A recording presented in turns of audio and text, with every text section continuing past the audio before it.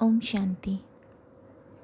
आज अव्यक्त महावाक्यों के चिंतन में हम आत्मिक दृष्टि बनाने का अभ्यास, इस बारे में बात करेंगे। आत्मिक दृष्टि और वृत्ति बनाने के लिए बाबा ने हमें बहुत सारी मुरलियों में बहुत सारे सुंदर सुंदर पॉइंट्स दिए हैं। तो आइए आज कुछ अव्यक्त महावाक्यों का चिंतन करते हैं। तो बाबा ने कहा है, गायन है दृष्टि से सृष्टि बनती है। पहला पाठ है, भाई भाई की दृष्टि से देखो। दृष्टि बदलने से सब बातें स्वतः बदल जाती हैं।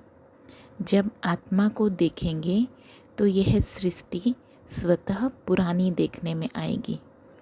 दृष्टि बदलने से स्थिति और परिस्थिति बदल जाएगी, गुण और कर्म भी बदल जाएंगे।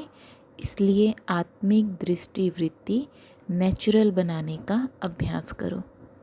बाबा ने कहा, दृष्टि बदलने से स्थिति और परिस्थिति भी बदल जाएगी, गुण और कर्म भी बदल जाएंगे।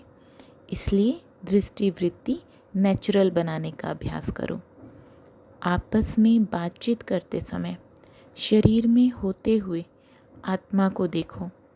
यही पहला पाठ जीवन में लाने से बाकी सब धारणाएं स्वतः हो जाएंगी। आत्मिक स्थिति में रहना अर्थात जीरो स्थिति में स्थित होना, जिसमें पिछले कोई भी संस्कार नहीं रहते। आत्मिक स्थिति में रहना अर्थात जीरो स्थिति में स्थित होना। जीरो माना पिछले कोई भी संस्कार नहीं।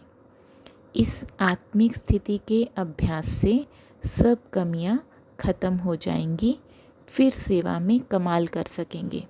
जब तक आत्मिक स्थिति का अभ्यास नहीं है, सेवा में भी वो कमाल नहीं कर पाएंगे। आगे बाबा ने कहा, आत्मिक दृष्टि वृत्ति बनाने के लिए चित्र के अंदर जो चैतन्य है उसे देखो, और उस चित्र के जो चरित्र हैं उन चरित्रों को देखो। चेतन और चरित्र को देखेंगे तो चित्र अर्थात देह के भान को भूल जाएंगे। इसी मुख्य पुरुषार्थ से पुराने संस्कार, पुरानी बातें सब समाप्त हो जाएंगी। इस स्थूल जिस्म को देखते हुए दृष्टि रूह की तरफ जाए, जिस्म देखने में भी दिखाई ना दे। यही है आत्मिक अर्थात रूहानी दृष्टि और वृत्ति का अभ्यास। इस अभ्यास से दृष्टि पवित्र अर्थात शुद्ध हो जाती है, क्योंकि पहले दृष्टि देखती है फिर वृत्ति जाती है। रूहानी दृष्टि अर्थात अपने को और दूसरे को रूह देखना। इसी अभ्यास से ब्रह्मा बाप ने जिस्मानी लौकिक चीज़ों को भी अलौकिक रूप में परिवर्तन किया। तो फॉलो फादर करो। बाबा ने कहा, स्थूल जिस्म को देखते हुए भी दृष्टि रूह की तरफ जाए, जिस्म देखते हुए भी दिखाई ना दे। इसी को कहा आत्मिक अर्थात रूहानी दृष्टि। और जब दृष्टि पवित्र और शुद्ध हो जाएगी तो वृत्ति भी शुद्ध हो जाएगी। आगे बाबा ने कहा, जहाँ भी देखो, जिसे भी देखो, वह आत्मिक स्वरूप ही दिखाई दे, क्योंकि जो आपकी वृत्ति में होगा वही दृष्टि से दिखाई देगा। यदि वृत्ति देह अभिमान की है, चंचल है, तो दूसरों की दृष्टि वृत्ति भी चंचल होगी। यथार्थ साक्षात्कार नहीं कर सकेंगे। अगर हमारी अपनी वृत्ति देह अभिमान की है, चंचल है, तो दूसरों की दृष्टि वृत्ति भी चंचल होगी। यथार्थ साक्षात्कार नहीं कर सकेंगे। इसलिए अभ्यास करो कि मैं देह नहीं देही हूँ, तो दृष्टि बदल जाएगी।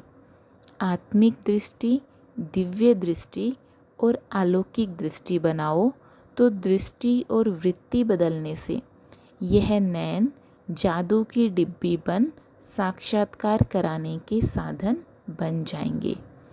आत्मिक दृष्टि, दिव्य दृष्टि और अलौकिक दृष्टि बनाओ, तो दृष्टि और वृत्ति बदलने से यह नैन जादू की डिब्बी बन साक्षात्कार कराने के साधन बन जाएंगे। लास्ट में बाबा ने कहा, जब आत्मिक दृष्टि और वृत्ति बनाने के अभ्यास द्वारा अपना आत्मिक स्वरूप स्पष्ट और बहुत समय स्मृति में रहेगा, तब अपना भविष्य वर्षा अथवा अपने भविष्य के संस्कार स्वरूप में सामने आएंगे। जब आत्मिक दृष्टि और वृत्ति बनाने के अभ्यास द्वारा हमारा आत्मिक स्वरूप स्पष्ट रहेगा, तभी भविष्य स्वरूप और भविष्य संस्कार भी उसी स्वरूप में सामने आएंगे। जैसे साकार रूप में इसी अभ्यास के कारण सत्युगी संस्कार स्पष्ट स्मृति में रहते थे। साकार ब्रह्मा बाबा को हमने देखा, उनकी स्मृति में हमेशा रहता था कि भविष्य में मैं जाके ये श्री कृष्ण बनूंगा, श्री नारायण बनूंगा। तो वो संस्कार ये स्मृति में स्वरूप रहने से वो स्पष्ट दिखाई देते थे। तो ऐसे भविष्य के संस्कार स्पष्ट स्मृति में रहने चाहिए, परंतु यह तब होगा जब अपनी आत्मा का स्वरूप स्पष्ट दिखाई दे, अर्थात अनुभव में आए। जब हमें स्वयं का आत्मिक स्वरूप पहले स्पष्ट होगा, तभी हम अपने उन संस्कारों को भी इमर्ज कर पाएंगे। तो बाबा ने हमें समझाया कि दृष्टि से ही सृष्टि बनती है, और ये ब्राह्मण जीवन का तो पहला पाठ ही है कि भाई भाई की दृष्टि से देखो। तो जब भी हम किसी को देखें तो चित्र को नहीं देखें, चित्र के अंदर जो चैतन्य है उसको देखें और उसके चरित्र को देखें।